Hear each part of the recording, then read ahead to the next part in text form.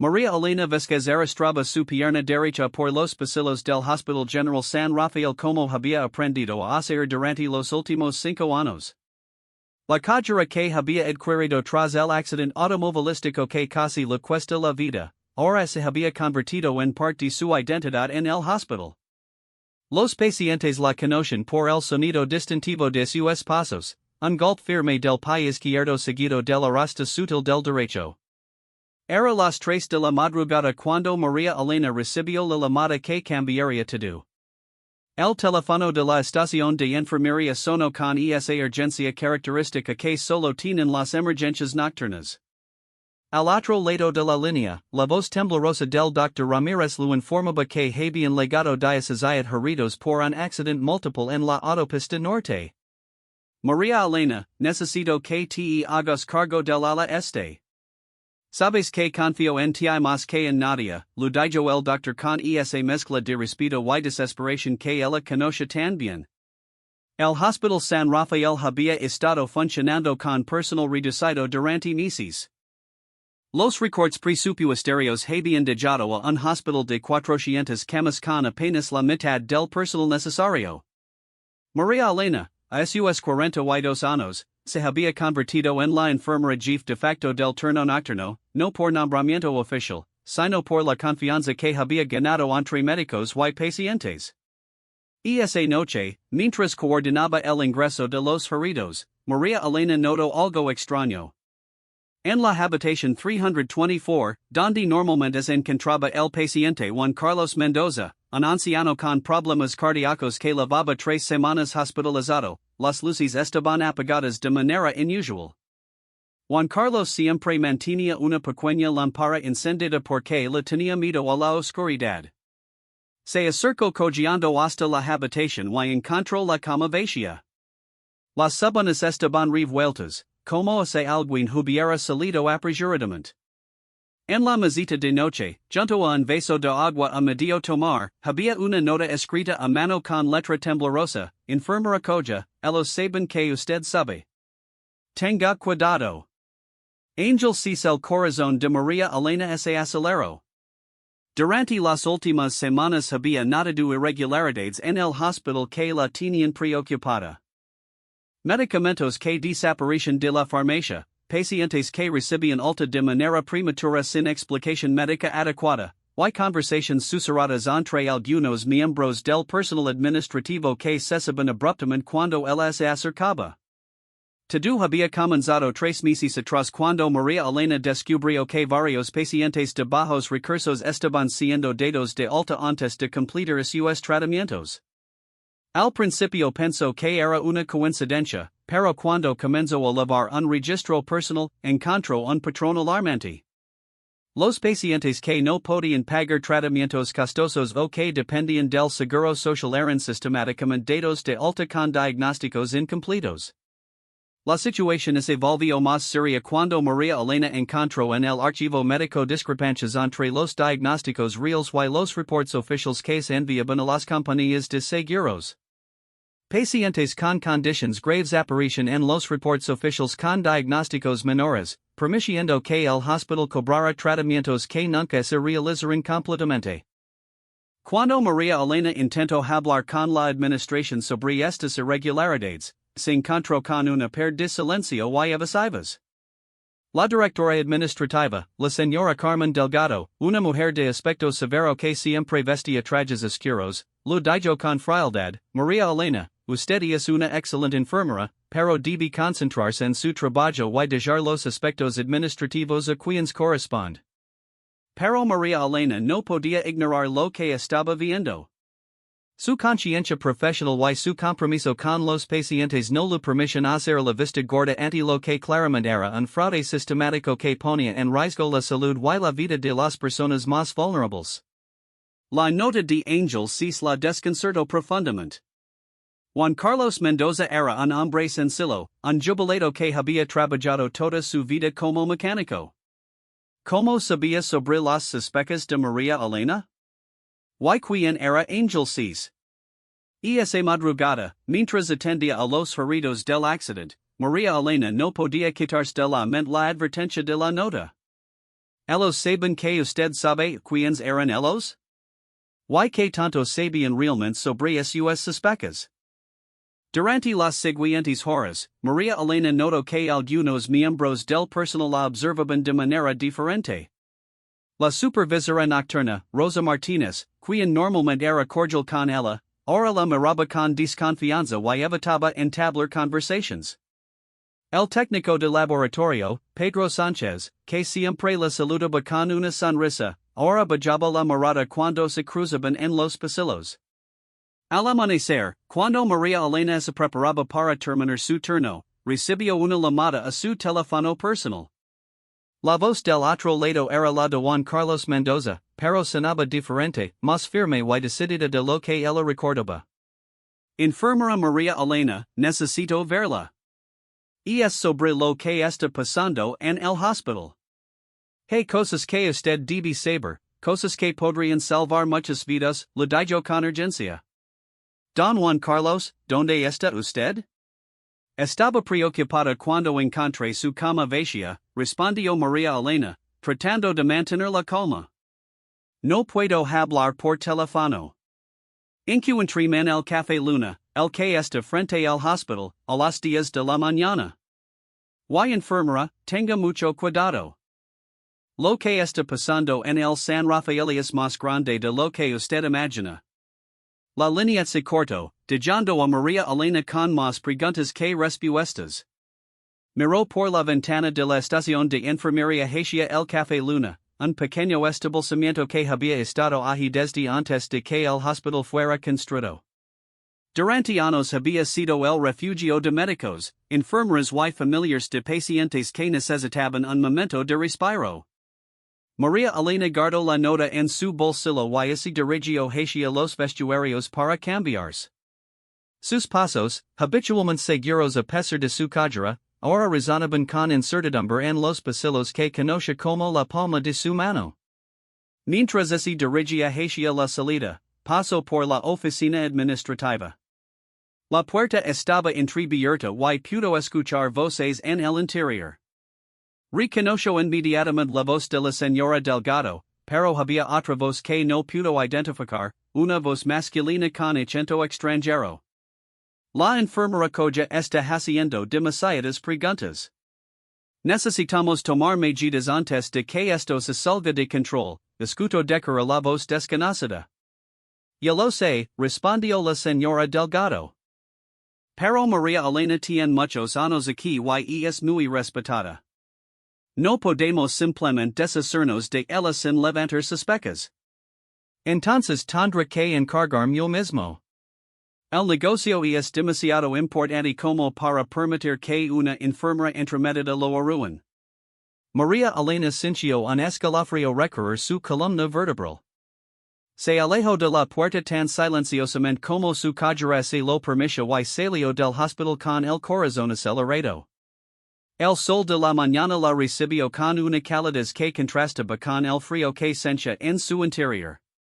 Miró hacia atrás, hacia el edificio donde había trabajado durante más de 15 años, y por primera vez sintió miedo de regresar. Caminó lentamente hacia su auto, un viejo Volkswagen azul que había sido su compañero fiel durante años.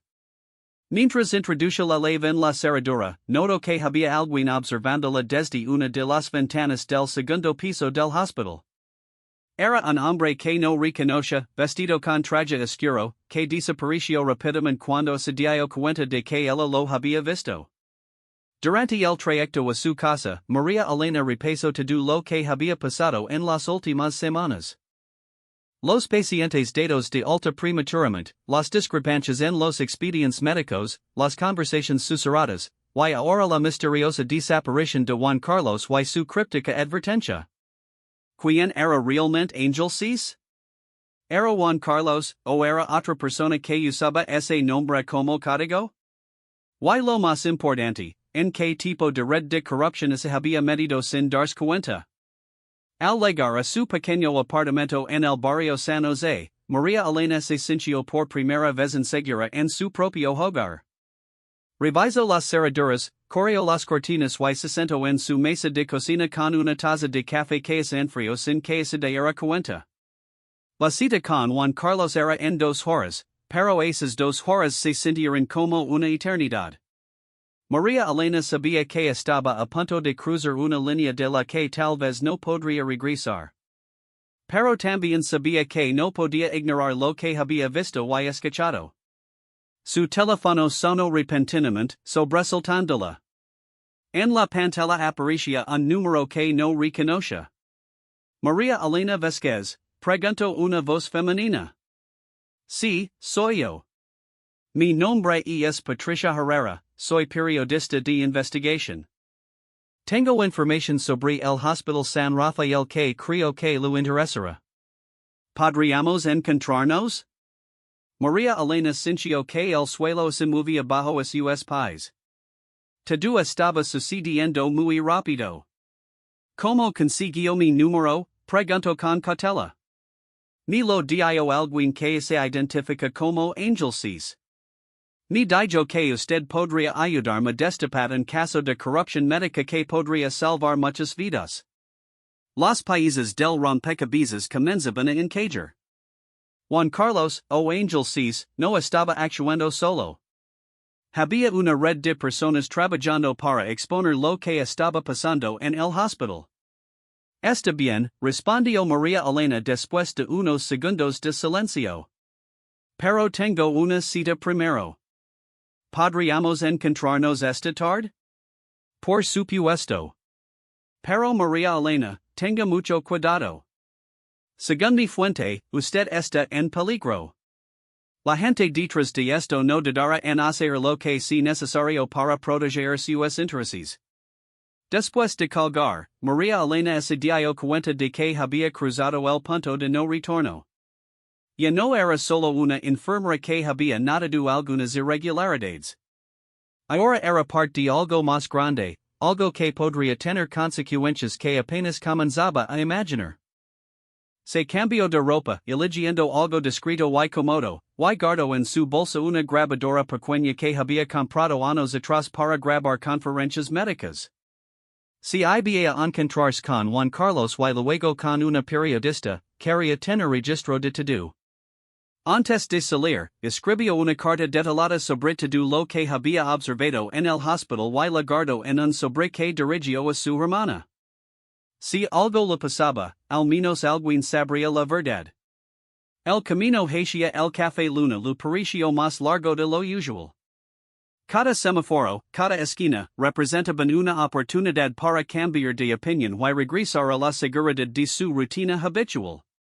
Pero la imagen de los pacientes que habían sido dados de alta prematuramente, especialmente la de Dona Carmen, una anciana diabética que había muerto 2 días después de ser enviada a casa sin completar su tratamiento, la impulsaba a seguir adelante.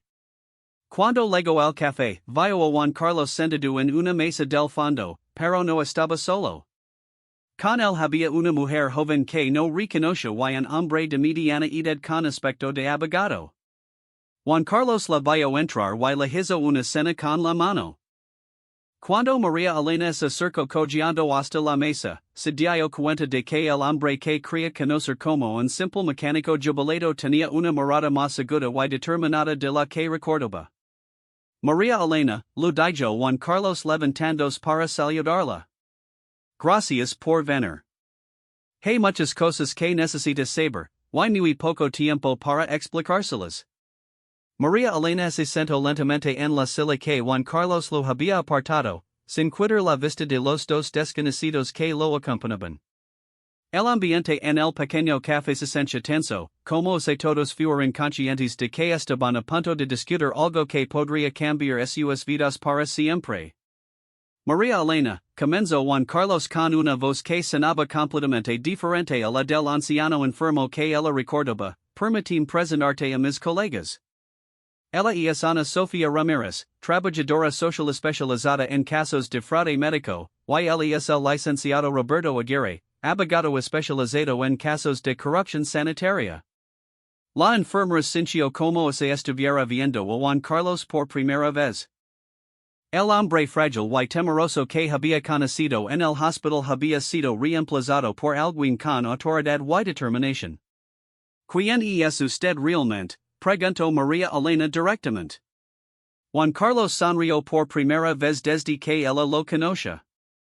Mi nombre really es Juan Carlos Mendoza, eso no era mentira. Pero no soy un mecánico jubilado. Soy investigador privado especializado en fraude médico, y durante las últimas 3 semanas he estado documentando las actividades ilegales que se llevan a cabo en el Hospital San Rafael.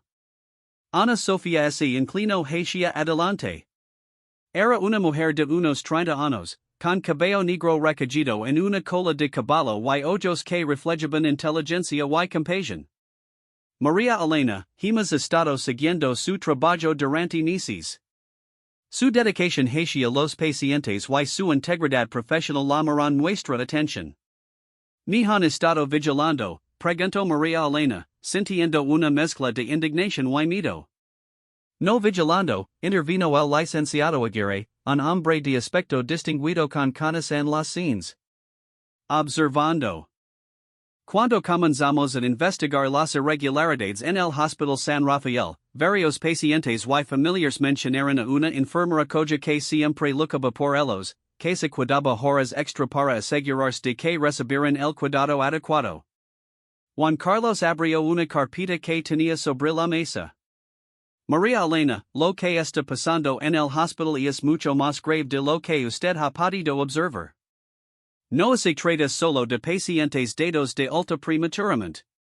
Es una red de corrupción que involucra facturación fraudulenta a compañías de seguros, venta ilegal de medicamentos, y en algunos casos, negligencia médica intencional. Las manos de María Elena temblaron ligeramente mientras tomaba la taza de café que había ordenado. Sabía que algo estaba mal, pero nunca imaginó que fuera tan extenso. Ana Sofía sacó una grabadora y la puso sobre la mesa. ¿Nos permitiría grabar esta conversación? Todo lo que nos diga será usado solo como evidencia para proteger a los pacientes y llevar a los culpables ante la justicia. María Elena asintió y Juan Carlos continuó. Durante mi estancia en el hospital como paciente, pude documentar numerosas irregularidades. Medicamentos que desaparecen misteriosamente de las habitaciones de pacientes, solo para aparecer después en el mercado negro. Tratamientos que se facturaban pero nunca se realizaban. Pacientes que eran dados de alta a pesar de necesitar cuidados adicionales, simplemente porque su seguro había alcanzado el límite de cobertura. Pero ¿cómo es posible que esto pase sin que los médicos se den cuenta? Preguntó María Elena. El licenciado Aguirre se aclaró la garganta. Ese es el aspecto más preocupante del caso. Algunos médicos están involucrados, pero la mayoría simplemente reciben órdenes de la administración que no cuestionan. Les dicen que son medidas de ahorro, que es necesario para mantener el hospital funcionando. Juan Carlos mostró a María Elena una serie de fotografías. ¿Reconoce estas personas? María Elena examinó las imágenes cuidadosamente. En una de ellas reconoció a la señora Delgado hablando con un hombre que no había visto antes. En otra, vio al técnico de laboratorio Pedro Sánchez entregando algo a una mujer en el estacionamiento del hospital. La señora Delgado es la directora administrativa, dijo María Elena. Pero a los otros no los conozco. El hombre que está con la señora Delgado es Víctor Kozlov, un empresario de origen ruso que tiene conexiones con varias clínicas privadas en la ciudad, explicó Ana Sofía. Hemos descubierto que él es quien coordina la operación. Los medicamentos que desaparecen del hospital terminan en sus clínicas privadas, donde los venden a precios inflados. ¿Y la mujer del estacionamiento? Carmen Molina, trabaja en una farmacia del centro que forma parte de la red. Los medicamentos pasan del hospital a esa farmacia, y de allí se distribuyen ilegalmente. María Elena sintió náuseas al darse cuenta de la magnitud de la operación. ¿Cuántos pacientes han sido afectados? Juan Carlos revisó sus notas. En los últimos 6 meses, hemos documentado más de 200 casos de pacientes que recibieron tratamientos incompletos o medicamentos adulterados. Tres de ellos han muerto como resultado directo de esta negligencia. Las lágrimas comenzaron a formarse en los ojos de María Elena. Pensó en todos los pacientes a los que había visto partir del hospital antes de completar sus tratamientos, en las familias que habían preguntado por qué sus seres queridos no mejoraban en casa. ¿Por qué no han ido a la policía? Preguntó. El licenciado Aguirre intercambió una mirada significativa con sus colegas. ¿Por qué la corrupción se extiende más allá del hospital? Tenemos razones para creer que algunos funcionarios de la Secretaría de Salud están involucrados, posiblemente incluso algunos miembros de las fuerzas del orden. Por eso necesitamos su ayuda, dijo Ana Sofía. Usted tiene acceso a información que nosotros no podemos obtener desde afuera. Necesitamos documentación interna, registros de medicamentos, correspondencia administrativa. María Elena se quedó en silencio durante varios minutos, procesando toda la información. Finalmente, preguntó, ¿por qué me llaman Ángel Seis? Juan Carlos sonrió. Cuando comenzamos esta investigación, decidimos usar nombres en código por seguridad. Usted es Ángel Seis porque es la sexta persona que hemos reclutado para ayudarnos, y porque para muchos pacientes, usted ha sido literalmente un ángel que los ha cuidado cuando nadie más lo hacía. ¿Quiénes son los otros ángeles? Ángel 1 es un médico del hospital que prefiere mantenerse anónimo por ahora, explicó Ana Sofía. Ángel 2 es una trabajadora de la farmacia externa que descubrió las irregularidades. Ángel 3 es un contador que encontró discrepancias en los libros financieros. Ángel 4 es un familiar de una víctima que ha estado recopilando testimonios. Ángel 5 soy yo. ¿Y usted, Juan Carlos? Yo soy simplemente el coordinador. Mi trabajo es reunir toda la información y asegurarme de que llega las autoridades correctas. El licenciado Aguirre se inclinó hacia María Elena. Entendimos que esto es mucho pedir. Lo que lo estamos pidiendo que haga podría poner su trabajo y posiblemente su seguridad en riesgo.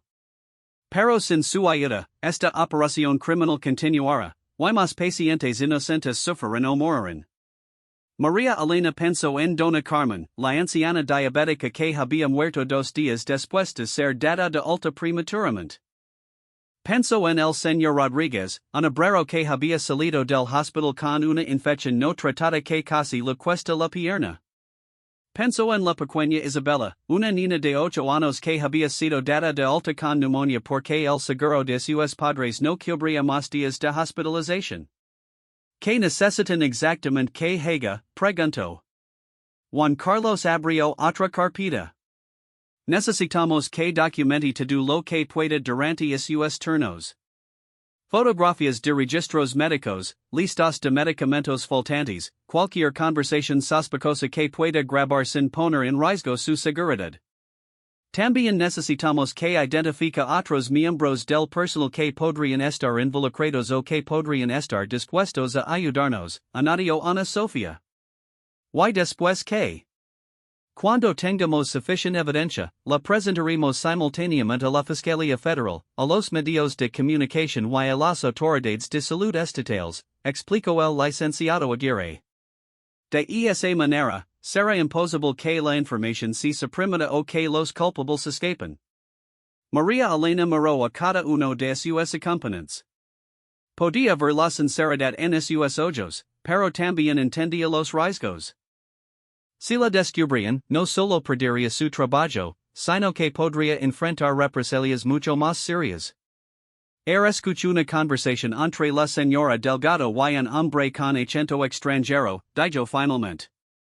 Estaban hablando sobre mí, sobre las preguntas que he estado haciendo. Los tres intercambiaron miradas preocupadas. ¿Qué dijeron exactamente? Preguntó Juan Carlos. María Elena repitió la conversación que había escuchado, incluyendo la amenaza implícita del hombre desconocido de encargarse personalmente del problema. Ese era probablemente Kozlov, dijo Ana Sofía. María Elena, esto confirma nuestras suspecas de que usted está en peligro inmediato. ¿Qué sugieren que haga? Juan Carlos lo entregó un teléfono celular. Este es un teléfono seguro. Tiene números preprogramados para contactarnos a cualquier hora del día o la noche. Si siente que está en peligro inmediato, presione el botón rojo y nosotros vendremos a ayudarla. También hemos contactado a una periodista de investigación muy respetada, añadió el licenciado Aguirre.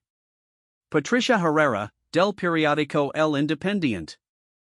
Ella está dispuesta a publicar la historia, pero necesita evidencia sólida. Ya hablo con ella esta mañana, dijo María Elena. Quedamos de encontrarnos esta tarde. Perfecto, sonrió Ana Sofía. Patricia es completamente confiable. Ha expuesto varios casos de corrupción y siempre protege a sus fuentes. Juan Carlos cerró las carpetas y se preparó para levantarse. María Elena, quiero que sepa que no estás sola en esto. Todos los ángeles están trabajando juntos para exponer esta red de corrupción. Si decide ayudarnos, tendrá nuestro apoyo completo. Y si decido no hacerlo, entonces respetaremos su decisión, dijo el licenciado Aguirre. Pero le pedimos que no revele nada de lo que hemos discutido aquí. Hay muchas vidas en juego. María Elena tomó el teléfono seguro y lo guardó en su bolsa. Necesito pensarlo. Por supuesto, respondió Juan Carlos. Pero no tenemos mucho tiempo. Nuestras fuentes indican que Kozlov está planeando expandir la operación a otros hospitales de la ciudad. Entre más tiempo pase, más pacientes estarán en riesgo. Mientras salían del café, Ana Sofía le dio a María Elena una tarjeta con un número de teléfono. Si decide ayudarnos, llama este número esta noche antes de las 11. Si no recibimos su llamada, entenderemos su decisión.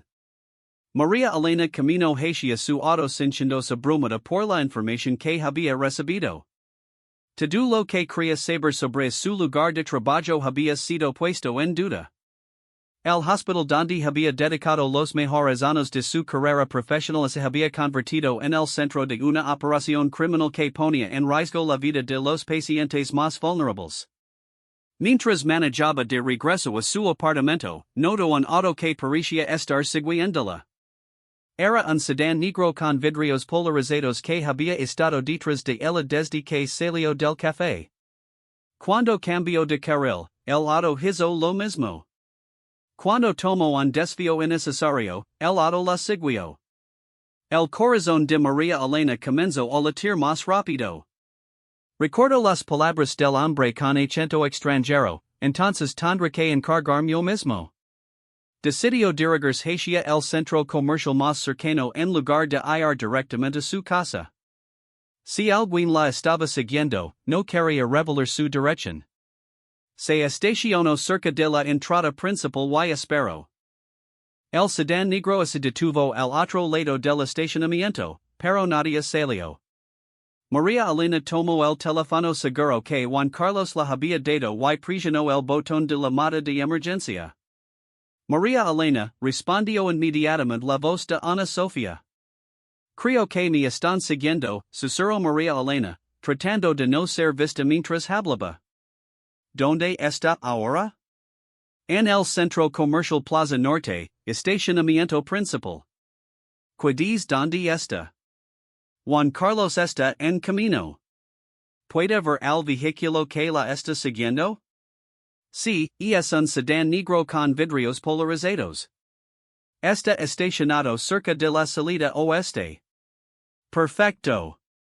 Juan Carlos llegará en 5 minutos. Mientras tanto, entre el centro comercial y quedes en un lugar público con mucha gente.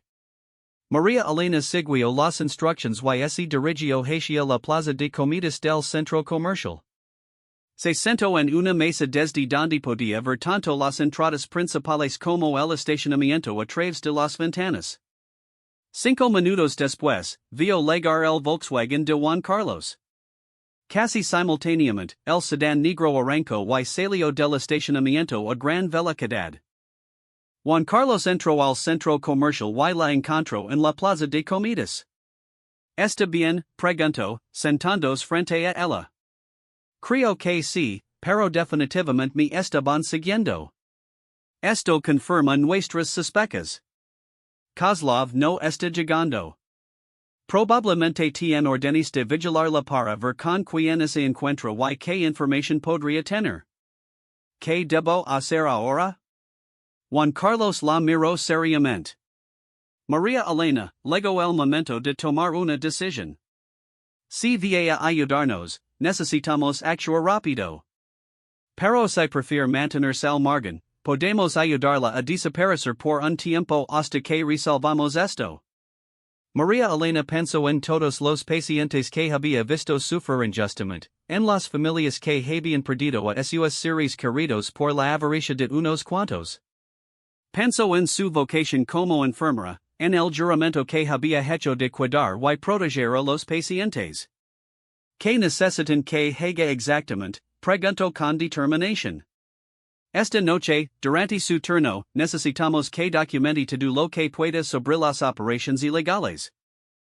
Fotografías de registros, listas de medicamentos, cualquier evidencia física que pueda obtener sin poner en riesgo su seguridad.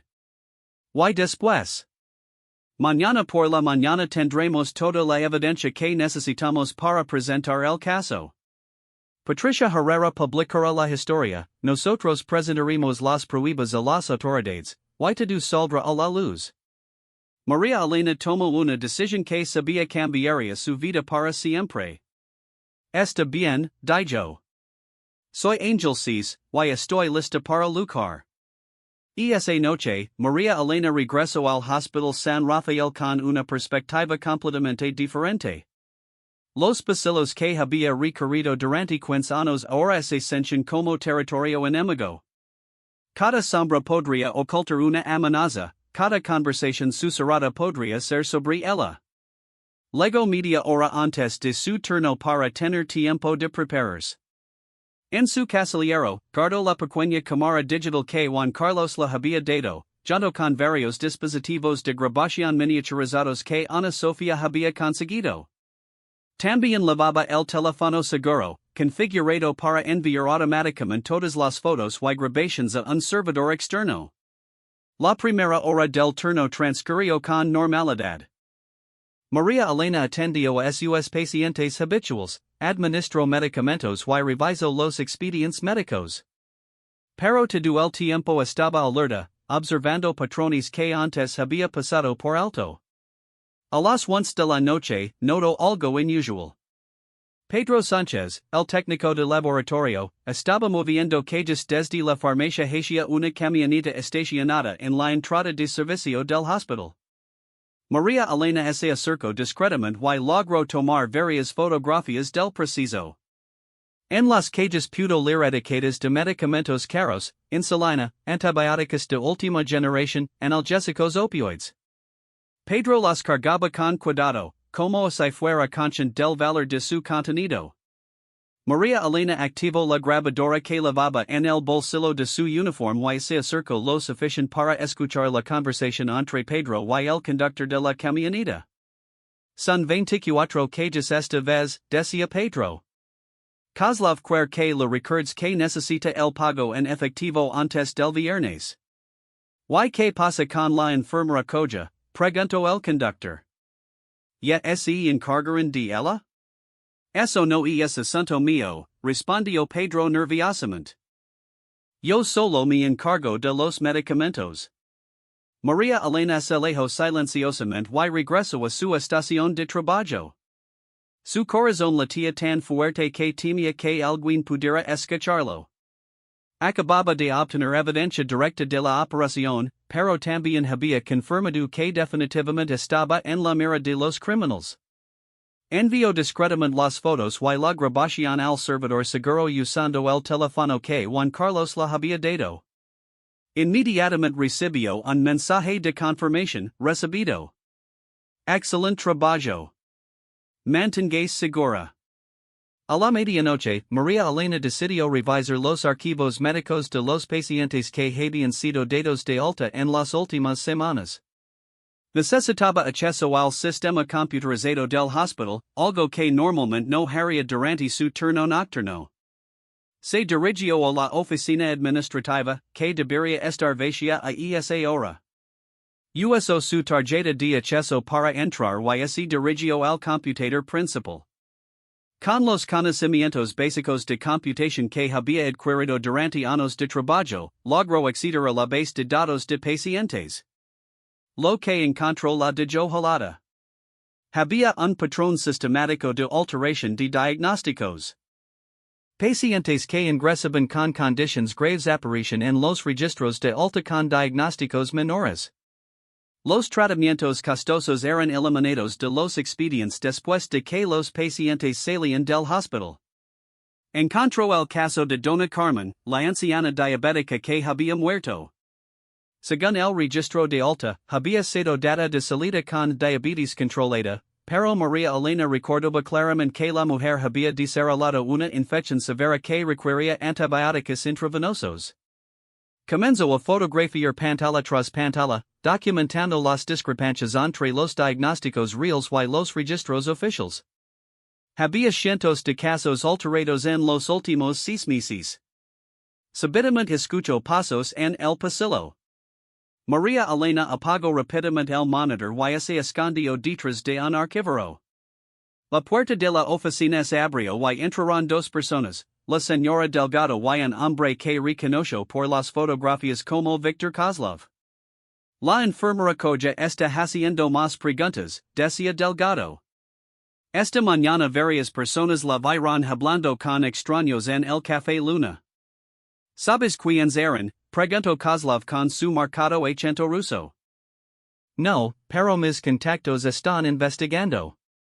También me dijeron que alguien la siguió desde el café, pero que perdieron su rastro en un centro comercial. María Elena contuvo la respiración. Estaban a menos de 3 metros de distancia de ella. Esto se está saliendo de control, continuó Kozlov. Tenemos demasiado dinero invertido en esta operación como para permitir que una enfermera entrometa la ruin. ¿Qué sugieres que hagamos? Mañana por la noche voy a tener un accidente. Los accidentes pasan todo el tiempo en los hospitales. Una caída por las escaleras, tal vez. O una sobredosis accidental de algún medicamento. María Elena sintió que el mundo se desplomaba a su alrededor. Estaban planeando asesinarla. ¿Estás seguro de que es necesario llegar tan lejos? Preguntó Delgado, con un tono de voz que sugería nerviosismo. Carmen, llevamos 6 meses generando más de $200,000 mensuales con esta operación. En un año, habremos ganado más de 2 millones. ¿Crees que voy a permitir que una enfermera coja destruya ese negocio? Entiendo, pero. No hay peros. Mañana por la noche, durante su turno, María Elena Vázquez tendrá un accidente fatal. Y después de eso, todo regresará a la normalidad. Los pasos se alejaron y María Elena escuchó la puerta cerrarse. Se quedó escondida detrás del archivero durante varios minutos más, temblando de miedo y shock. Cuando estuvo segura de que se habían ido, salió de la oficina y regresó rápidamente a su estación de trabajo. Con manos temblorosas, tomó el teléfono seguro y presionó el botón de emergencia. María Elena respondió inmediatamente Juan Carlos. Planean matar mañana por la noche, susurró, sin poder controlar el temblor en su voz. Tranquila. ¿Dónde está ahora? En mi estación de trabajo, pero acabo de escuchar a Kozlov y Delgado planeando mi asesinato. Escuchim cuidadosamente. Termin su turno con normalidad, pero no regrese mañana por la noche. De hecho, no regrese al hospital hasta que resolvamos esto. Pero tengo que trabajar, y es mi trabajo. Su trabajo no vale su vida. Además, ya tenemos sufficient evidencia para proctor. Las fotos y grabaciones que envió esta noche, junto con lo que los otros ángeles han recopilado, son más que suficientes para exponer toda la operación. María Elena se sintió aliviada pero también aterrorizada. ¿Qué va a pasar ahora? Mañana temprano, Patricia Herrera publicará la historia completa. Simultáneamente, el licenciado Aguirre presentará toda la evidencia a la Fiscalía Federal. Para el mediodía, Kozlov, Delgado y todos sus cómplices estarán arrestados. Yo estar segura. Ana Sofía va a ir a recogerla cuando termine su turno. La llevaremos a un lugar seguro hasta que todo esto termine. El resto del turno transcurrió en una nebulosa de ansiedad y adrenalina. María Elena continuó atendiendo a sus pacientes, pero cada ruido la sobresaltaba, cada sombra la ponía alerta. A las 5 de la mañana, mientras se preparaba para terminar su turno, recibió una visita inesperada. El Dr. Ramírez, el médico que siempre había confiado en ella, se acercó a su estación. María Elena, ¿podríamos hablar en privado?, preguntó con una expresión seria. Se dirigieron hacia una sala de consulta vacía. Una vez allí, el Dr. Ramírez cerró la puerta y se volteó hacia ella. Sé lo que está pasando, dijo simplemente. María Elena sintió pánico. ¿El Dr. Ramírez también estaba involucrado en la operación? No sé de qué habla, doctor, respondió tratando de mantener la calma. María Elena, soy Ángel Uno. Las palabras la golpearon como un rayo. El Dr. Ramírez era el médico anónimo que había estado trabajando con Juan Carlos desde el principio. Durante meses he estado documentando las órdenes irregulares que recibía de la administración, continuó el doctor. Pacientes que me ordenaban dar de alta antes de completar sus tratamientos, medicamentos que misteriosamente desaparecen de mis órdenes, presión constante para reducir los costos de atención sin importar las consecuencias para los pacientes. ¿Por qué no me lo dijo antes? ¿Por qué necesitábamos mantener la seguridad de la operación? Pero ahora que su vida está en peligro, las reglas han cambiado. El Dr. Ramírez le entregó una carpeta gruesa. Estos son copias de todos los expedientes médicos originales de los pacientes que han sido afectados por la operación. Los expedientes reales, antes de que fueran alterados por la administración. María Elena abrió la carpeta y vio decenas de casos documentados meticulosamente. Cada caso mostraba la diferencia entre el diagnóstico y tratamiento real, y lo que aparecía en los registros oficiales. Con esto y la evidencia que usted recopiló anoche, tenemos suficiente para enviar a prisión a todos los responsables, dijo el Dr. Ramírez. Doctor, ¿cuántos de nosotros sabíamos lo que estaba pasando? Más de los que imagine. Muchas enfermeras, técnicos y médicos se habían dado cuenta de las irregularidades, pero no sabían que hacer o tenían miedo de las represalias. Su valencia al investigar y documentar lo que estaba pasando inspiró a otros a unirse a la causa. En ese momento, María Elena comprendió que no había estado sola. Muchos de sus colegas habían estado luchando silenciosamente contra la misma corrupción que ella había descubierto. ¿Qué va a pasar con el hospital después de que todo esto salga a la luz?, preguntó. Habrá una investigación completa, cambios en la administración, y nuevas políticas para prevenir que algo así vuelva a ocurrir. Pero lo más importante es que los pacientes volverán a recibir la atención médica que merecen. A las 6 de la mañana, cuando María Elena salió del hospital por última vez como empleada en activo, Ana Sofía la estaba esperando en el estacionamiento. ¿Cómo se siente?, preguntó Ana Sofía mientras caminaban hacia su auto. Asustada, pero también aliviada, respondió María Elena honestamente. Durante meses sentí que estaba luchando sola contra algo que no podía entender completamente. Nunca estuvo sola. Todos los ángeles han estado trabajando juntos para llegar a este momento. Mientras se alejaban del hospital, María Elena miró hacia atrás una última vez. El edificio donde había pasado los mejores años de su carrera profesional se veía diferente en la luz del amanecer. Pronto, todos sabrían la verdad sobre lo que había estado pasando entre esas paredes. ¿Qué pasará conmigo ahora?, preguntó. Será rubicada en otro hospital una vez que termine la investigación, respondió Ana Sofía. Su reputación profesional no solo permanecerá intacta, sino que será reconocida como una heroína que puso su vida en riesgo para proteger a los pacientes. Y los otros ángeles. Todos están seguros y serán protegidos durante la investigación y el juicio. Esa mañana, mientras se escondía en una casa segura proporcionada por la organización de Juan Carlos, María Elena reflexionó sobre todo lo que había pasado. Había comenzado como una simple enfermera que había notado algunas irregularidades, y se había convertido en una pieza clave para desmantelar una red de corrupción que había afectado a cientos de pacientes. Su teléfono sonó. Era Patricia Herrera, la periodista. María Elena, en una hora publicaremos la historia. ¿Está preparada para lo que viene? María Elena miró por la ventana de la casa segura hacia el horizonte. En unas pocas horas, todo cambiaría. Los culpables serían arrestados, la verdad saldría a la luz, y los pacientes volverían a estar protegidos. Estoy lista, respondió con una voz firme que sorprendió incluso a ella misma. La huelga nocturna del Ángel Seis estaba a punto de comenzar en serio a las 9 de la mañana, los teléfonos de toda la ciudad comenzaron a sonar. El titular en la primera página del periódico El Independiente era imposible de ignorar: red de corrupción en hospital público, enfermera Gerona expone fraude millonario que cost vidas de pacientes. María Elena leyó el artículo desde la seguridad de la casa donde se ocultaba, sintiendo una mezcla de orgullo y nerviosismo.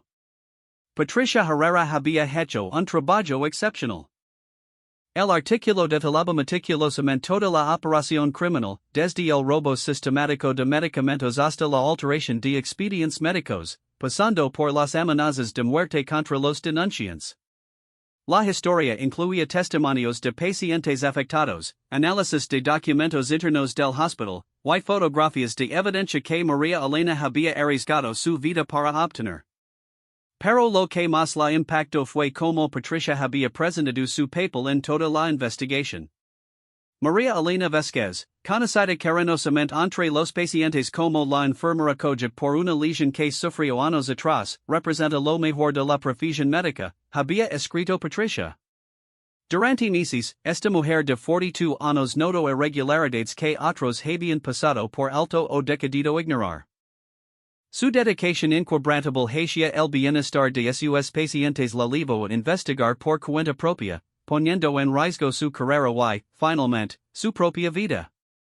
El artículo continuaba detallando cómo María Elena había documentado casos específicos, trabajado con investigadores encubiertos, y finalmente expuesto una red criminal que había generado más de $2 millones en ganancias ilícitas a costa de la salud y la vida de pacientes vulnerables. A las 10 de la mañana, Juan Carlos la llamó con noticias extraordinarias. María Elena, los arrestos comenzaron hace una hora, lo informó con evidente satisfacción. Víctor Kozlov fue detenido en su oficina cuando intentaba destruir documentos comprometedores. Carmen Delgado fue arrestada en su casa. Pedro Sánchez y otros 6 empleados del hospital también están bajo custodia. Y el hospital. La Fiscalía ha tomado control temporal de la administración. Un equipo especial está revisando todos los expedientes médicos de los últimos 2 años para identificar a todas las víctimas del fraude. María Elena sintió lágrimas de alivio corriendo por sus mejillas. ¿Esto significa que terminó? La fase peligrosa, sí. Ahora viene la justicia. Durante las siguientes horas, María Elena recibió llamadas de personas que nunca había conocido pero que habían sido afectadas por la corrupción del hospital. Familiares de víctimas que querían agradecer por haber tenido el valor de exponer la verdad. Otros profesionales de la salud de diferentes hospitales que comparten sus propias suspectas sobre irregularidades similares. Una llamada en particular la conmovió profundamente. Era la hija de Dona Carmen, la anciana diabética que había muerto tras ser dada de alta prematuramente. Enfermera Vázquez, dijo la mujer entre lágrimas, durante meses me culpa mi misma por la muerte de mi madre. Pense que no había insistido lo suficiente para que permaneciera en el hospital. Ahora sé que usted luchó por ella, que trató de mantenerla hospitalizada el tiempo necesario. Su madre era una mujer maravillosa, respondió María Elena, también llorando. Merecía mejor atención de la que recibió. Gracias a usted, otros no sufren lo que sufrió mi madre. Gracias a usted, mi madre no murió en vano. Esa tarde, Ana Sofía llegó a la casa segura con más noticias alentadoras. La investigación se está expandiendo, lo informó. Las autoridades han descubierto que la red de Kozlov operaba en otros dos hospitales de la ciudad. Su Valencia ha desencadenado una limpieza completa del sistema de salud público. ¿Qué va a pasar conmigo ahora? El nuevo director interino del Hospital San Rafael ha solicitado específicamente que regrese a trabajar. Quiere que supervise la implementación de nuevos protocolos de seguridad y transparencia. María Elena se quedó pensativa. No sé si puedo regresar al mismo lugar donde estuve a punto de ser asesinada. Entiendo sus sentimientos, respondió Ana Sofía. Pero considera esto, su presencia allí garantizaría que algo así nunca vuelva a ocurrir. Los pacientes la conocen y confían en usted. Su reputación como defensora de los pacientes es ahora conocida en toda la ciudad. Esa noche, María Elena recibió una visita inesperada. El Dr. Ramírez llegó a la casa segura acompañado de 5 enfermeras y 2 médicos más del Hospital San Rafael. Queríamos venir a agradecerle personalmente, dijo el Dr. Ramírez. Durante meses, todos sabíamos que algo estaba mal, pero ninguno de nosotros tuvo el valor de investigar cómo usted lo hizo. Una de las enfermeras, Rosa Martínez, se acercó a María Elena con lágrimas en los ojos. María Elena, debo pedirle perdón. Durante las últimas semanas, la administración me presionó para que la vigilara y reportara cualquier actividad sospechosa de su parte. Yo sabía que usted estaba haciendo lo correcto, pero tenía miedo de perder mi trabajo. No tiene que disculparse, respondió María Elena tomando las manos de Rosa. Todos estábamos bajo presión. Lo importante es que ahora la verdad salió a la luz. Otro médico, el Dr. López, habló con admiración evidente en su voz. María Elena, usted representó lo que todos deberíamos haber sido. Su ejemplo nos ha recordado por qué entramos a la medicina, para servir y proteger a los pacientes, sin importar el costo personal. Durante las siguientes 2 semanas, mientras el escándalo dominaba las noticias locales y nacionales, María Elena reflexionó sobre todo lo que había cambiado en su vida. Había pasado de ser una enfermera dedicada pero anónima a convertirse en un símbolo nacional de integridad profesional y valor moral. Las ofertas de trabajo llegaron de hospitales de todo el país. Universidades querían que diera conferencias sobre ética médica. Organizaciones de derechos humanos la invitaron a unirse a sus causas. Pero María Elena sabía cuál era su lugar. 3 semanas después de la publicación del artículo, regresó al Hospital San Rafael. Esta vez, no como una empleada que trabajaba en secreto para exponer la corrupción, sino como la directora de calidad y transparencia, un puesto creado específicamente para ella por la nueva administración. Su primer día de regreso fue emotivo. Pacientes que la recordaban de sus años como enfermera nocturna la saludaron con sonrisas y aplausos. Colegas que habían trabajado con ella durante años la recibieron como a una heroína. Pero lo que más la conmovió fue encontrar en su nueva oficina una carta de Juan Carlos Mendoza, quien había regresado a usar su verdadero nombre ahora que la operación encubierta había terminado. Querida Ángel Seis, decía la carta, cuando comenzamos esta investigación, buscamos evidencia de fraude médico. Lo que encontramos fue algo mucho más valioso, una profesional de la salud que nunca perdió de vista su compromiso fundamental con el bienestar de los pacientes.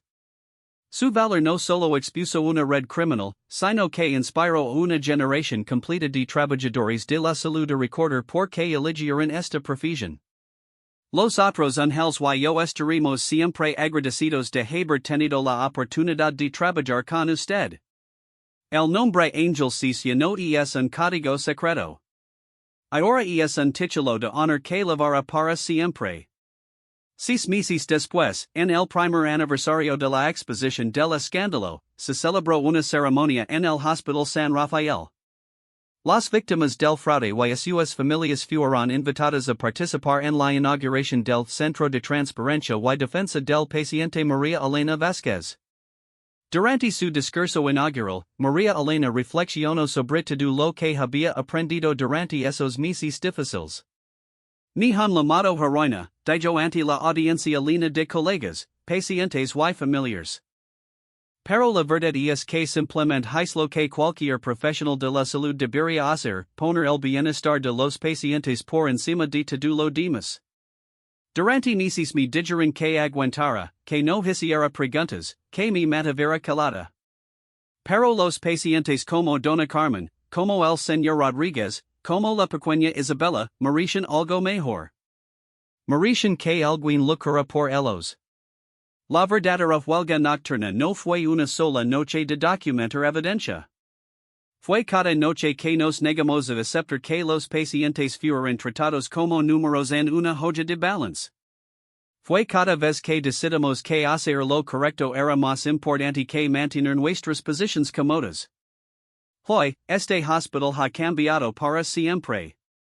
Los protocolos que hemos implementado, la transparencia que hemos establecido, y el compromiso renovado con la excelencia médica garantizan que ningún paciente volverá a sufrir lo que sufrieron las víctimas de esta red criminal.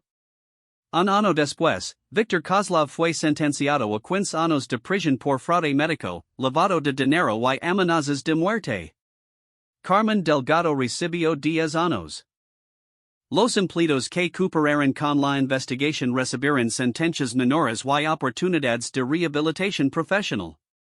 Pero quizás el cambio más significativo fue cultural. El caso del Hospital San Rafael se había convertido en un estudio obligatorio en las escuelas de medicina y enfermería de todo el país. La historia de la enfermera coja que se negó a mantenerse calada inspiró una nueva generación de profesionales de la salud a priorizar la integridad por encima de la conveniencia. María Elena continuó trabajando en el hospital, ahora caminando por los mismos pasillos que una vez la habían aterrorizado, pero con la tranquilidad de saber que cada paso que daba resonaba con el propósito que siempre había guiado su carrera, proteger y servir a quienes más lo necesitaban. En su oficina, junto al diploma de directora de calidad y transparencia, guardaba la nota original que había encontrado en la habitación de Juan Carlos, enfermera coja, ellos saben que usted sabe. Tenga cuidado. Ángel Seis. Pero ahora, esa advertencia se había convertido en un recordatorio de algo diferente, que cuando las personas buenas están para enfrentar la corrupción, no hay red criminal, por poderosa que sí, que puede resistir la fuerza de la verdad y la determinación de hacer lo correcto. La huelga nocturna del Ángel Seis había terminado, pero su legado continuaría protegiendo a los pacientes para siempre. Cada noche, cuando María Elena terminaba su turno y se dirigía hacia su auto, podía escuchar el eco de sus pasos en los pasillos del hospital, un golpe firme del pie izquierdo seguido del arrastre sutil del derecho. Pero ahora ese sonido no representaba una limitación física, sino la marca distintiva de alguien que nunca se había rendido en la lucha por hacer lo correcto. Y en las habitaciones del hospital, los pacientes dormían tranquilos, sabiendo que había personas como María Elena Vázquez vigilando para asegurarse de que recibieran la atención médica que merecen, sin importar su condición económica o social. La enfermera coja había demostrado que aguantar no era suficiente. A veces, para proteger a los más vulnerables, había que estar dispuesto a levantarse y luchar, sin importar el costo personal. Y cuando esa lucha se eleva a cabo con integridad, valor y determinación, siempre termina rescatando a todos los que necesitan ser rescatados.